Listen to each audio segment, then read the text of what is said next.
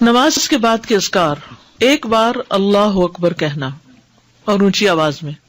ابن عباس کہتے ہیں میں نبی صلی اللہ علیہ وسلم کی نماز کے مکمل ہونے کو تکبیر کی وجہ سے سمجھ جاتا تھا، یعنی سلام پھیرنے کے بعد آپ اللہ اکبر کہتے۔ نمبر 2، 3 بار استغفر اللہ کہنا، میں اللہ سے بخشش مانگتا ہوں۔ صبان کہتے ہیں کہ رسول اللہ صلی اللہ علیہ وسلم جب اپنی نماز سے فارغ ہوتے تھے تو 3 مرتبہ استغفار فرماتے۔ ولید کہتے ہیں کہ میں نے اوزائی سے پوچھا آپ استغفار کس طرح فرمایا کرتے تھے، تو انہوں نے کہا آپ اس طرح فرماتے استغفر اللہ استغفر اللہ استغفر اللہ۔ اس کی کیا حکمت ہے نماز کے بعد استغفار کرنے کی؟ استغفار کا مطلب ہے بخشش مانگنا، یعنی اگر کوئی ہم سے غلطی ہو گئی ہے، بھول چوک ہو گئی ہے تو اللہ تعالیٰ اس کو معاف کر دینا اور ہماری نماز قبول کر لینا، غلطی معاف کر کے۔ نمبر 3، اللہم انت السلام ومنک السلام تبارکت ذی الجلال والاکرام۔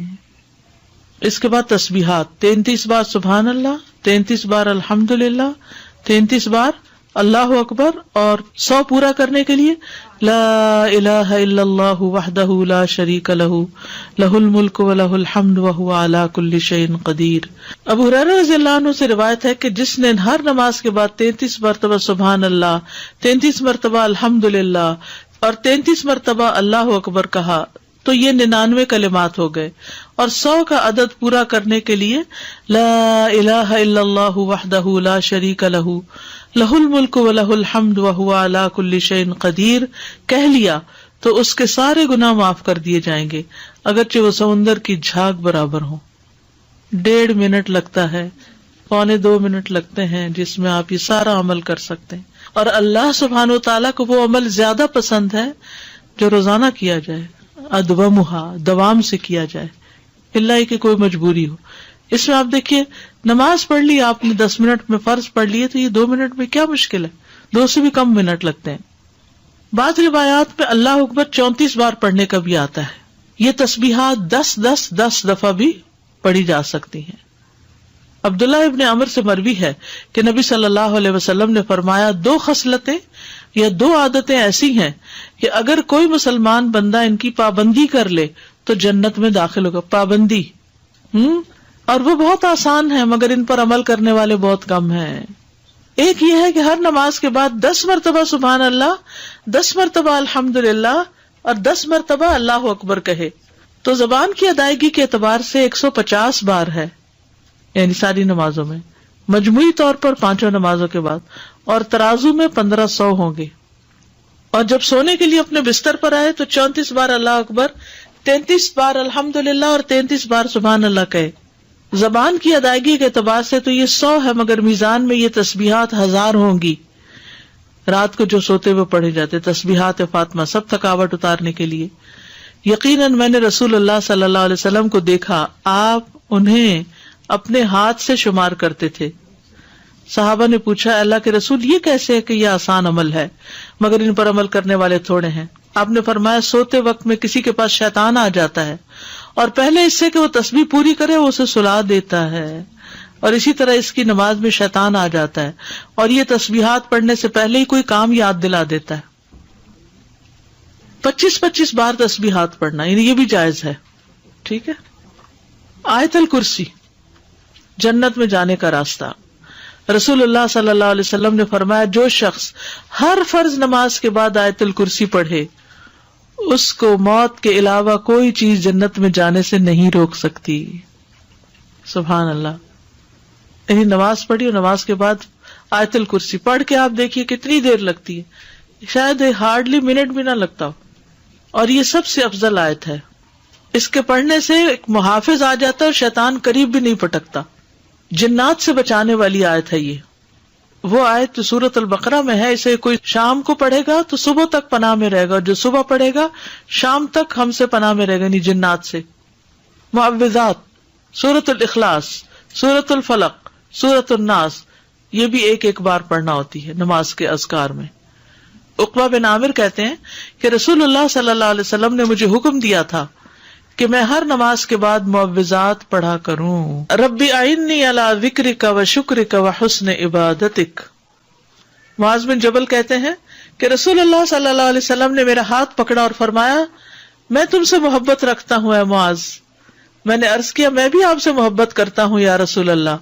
تو رسول اللہ صلی اللہ علیہ وسلم نے فرمایا تم پابندی سے ہر نماز میں یہ دعا مانگا کرو رب اعنی علی ذکرک و شکرک و حسن عبادتک. اور آپ نے یہ ان کو وصیت کی تھی کہ کبھی نہ چھوڑنا اس کو. لا الہ الا اللہ وحدہ لا شریک لہ لہ الملک و لہ الحمد وہو علی کل شیء قدیر. 3 بار. لا الہ الا اللہ وحدہ لا شریک لہ لہ الملک و لہ الحمد وہو علی کل شیء قدیر. اللہم لا مانع لما اعطیت ولا معطی لما منعت ولا ينفع ذا الجد. ایک روایت میں منک الجد بھی آتا ہے, یہ اگلی روایت ہے. ولا ينفع ذا الجد منک الجد. لا الہ الا اللہ وحدہ لا شریک لہ لہ الملک و لہ الحمد یحیی و یمیت وہو حی لا یموت بیدہ الخیر وہو علی کل شیء قدیر. یہ دعا اور کس موقع پہ پڑھی جاتی؟ بازار جاتے ہوئے. کئی لاکھ نیکیوں کا ثواب ہے جو بازار میں یہ دعا پڑھ لے. اللہم لا مانع لما اعطیت ولا معطی لما منعت ولا ينفع ذا الجد منک الجد. 3 بار پڑھنا, ٹھیک ہے, یعنی لا الہ الا اللہ وحدہ 3 بار اور پھر اللہم لا مانع. لا الہ الا اللہ وحدہ لا شریک لہ لہ الملک و لہ الحمد وہو علی کل شیء قدیر. لا حول ولا قوة الا باللہ. لا الہ الا اللہ ولا نعبد الا ایاہ لہ النعمة ولہ الفضل ولہ الثناء الحسن. لا الہ الا اللہ مخلصین لہ الدین ولو کرہ الکافرون. رب قنی عذابک یوم تبعث عبادک. اے رب مجھے اس دن کے عذاب سے بچانا جس دن تو اپنے بندوں کو اٹھائے گا. پھر ہے اللہم انی اعوذ بک من الکفر والفقر وعذاب القبر. کفر, فقر اور عذاب قبر سے تیری پناہ میں آتا ہوں اے اللہ. پھر اللہم اغفر لی ما قدمت وما اخرت وما اسررت وما اعلنت وما اسرفت وما انت اعلم به منی انت المقدم وانت المؤخر لا الہ الا انت. یہ اگلے پچھلے ظاہری باطنی سب گناہوں کی معافی کا اعلان ہے اس میں. سبحانک اللہم وبحمدک استغفرک واتوب الیک. اچھے عمل پہ مہر لگانے والے کلمات ہیں یہ, یعنی جو شخص کسی مجلس میں بیٹھے پھر اس سے کچھ غلط سلط باتیں ہو جائیں تو جب یہ کلمات آخر میں پڑھے گا تو وہ معاف ہو جائیں گے, کفارہ ہو جائے گی اس مجلس کا. رب اغفر لی وتب علی انک انت التواب الغفور. ایک انصاری صحابی کہتے کہ میں نے رسول اللہ صلی اللہ علیہ وسلم کو نماز کے بعد یہ دعا 100 دفعہ پڑھتے ہوئے سنا. رب اغفر لی وتب علی انک انت التواب الغفور. پھر اللہم انی اعوذ بک من الجبن واعوذ بک ان ارد الی ارذل الامور واعوذ بک من فتنۃ الدنیا واعوذ بک من عذاب القبر. پھر ہے اللہم اغفر لی وارحمنی واہدنی وارزقنی. فجر کی فرض رکعات کے بعد کے اذکار, سبحان اللہ 100 بار, لا الہ الا اللہ 100 بار, ٹھیک ہے. 100 دفعہ والے 2 اذکار. ابو ہریرہ کہتے ہیں کہ رسول اللہ صلی اللہ علیہ وسلم نے فرمایا جو صبح کی نماز کے بعد 100 دفعہ سبحان اللہ اور 100 دفعہ لا الہ الا اللہ پڑھے اس کے گناہ معاف ہو جائیں گے اگرچہ وہ سمندر کی جھاگ کے برابر ہوں. سلام کے بعد تشہد کی حالت میں کسی سے بات کیے بغیر ذکر کرنا, کسی سے بات کیے بغیر ذکر کرنا.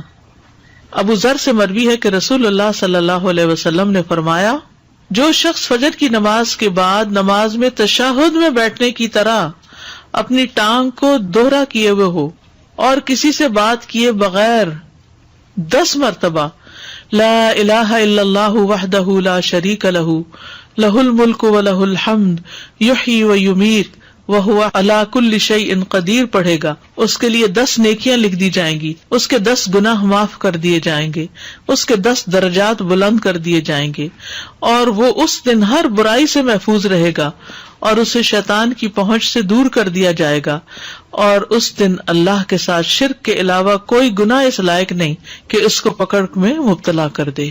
لا علمی جو ہے، نا علم ہونا جو ہے کتنا نقصان دہ، کتنی دیر لگے گی اس طرح 10 دفعہ پڑھنے میں، لیکن شرط یہ ہے کہ نہ وضو ٹوٹا ہو، نہ آپ اٹھے ہو، نہ بات کی ہو، جدھر بیٹھے ہیں ادھر ہی ٹانگ موڑے ہوئے ہی، یعنی کسی گناہ پہ پکڑ نہیں ہوگی، شرک کیا تو پکڑ ہوگی، یہ مطلب ہے۔ مغرب کی نماز کے بعد کا ذکر، سنن ترمذی کی روایت میں آتا ہے، جو شخص لا الہ الا اللہ وحدہ لا شریک لہ لہ الملک ولہ الحمد یحیی ویمیت وہو علی کل شیء قدیر، مغرب کے بعد 10 بار پڑھے گا، اللہ اس کی حفاظت کے لیے اسلحہ بردار فرشتے بھیجے گا جو اس کی صبح تک شیطان سے حفاظت کریں گے، صبح تک شیطان سے حفاظت۔